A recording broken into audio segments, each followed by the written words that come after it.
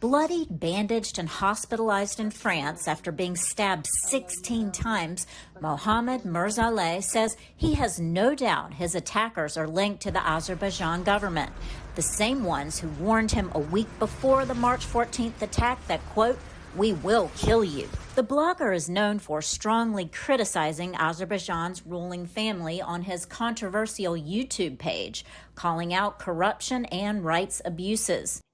In 2021, I started sharing videos about Ilham Aliyev's wife, exposing their corrupt activities, and they could not take it. And because of this, they attacked me. Actually, first they blackmailed me. They planted a camera in my sister's bedroom and sent her intimate videos to me, and that way wanted to silence me. Bacımla şantaj olundum, bacımın yataq otağına. Kamera yerləşdirdilər, intim görüntülərini çəkib mənə göndərdilər və məndən bunun qarşılığında yalnız susmağımı istəyirdilər. Mirzaleh went into exile in France, but says the threats continued and even increased this year.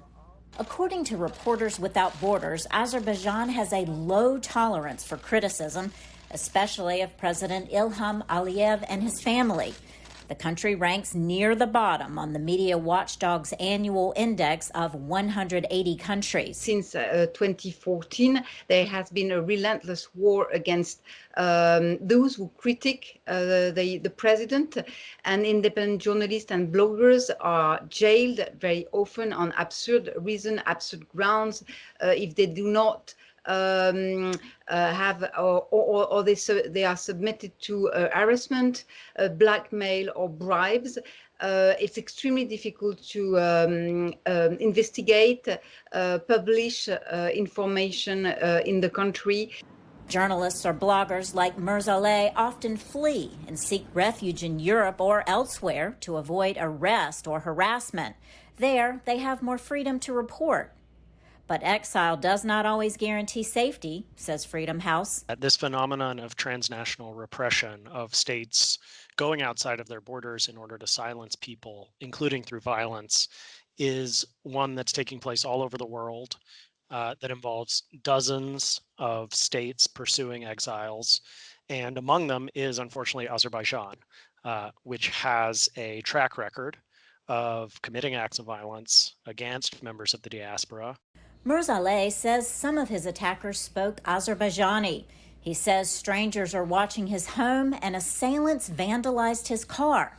Police are investigating, but so far no one has been held accountable. I thought that it would be very difficult for them to come to France and commit an international crime, but it seems the Azerbaijani government is blinded with rage. The Azerbaijani regime does not forgive anyone who fights against them. Azərbaycan hakimiyyətinin gözünü qan tutub, Azərbaycan hakimiyyəti ona qarşı mübarizə aparan, ona qarşı sərt mövqe bildirən insanları bağışlamır. Azerbaijan's Ministry of Foreign Affairs and embassies in Washington and Paris did not respond to VOA's request for comment.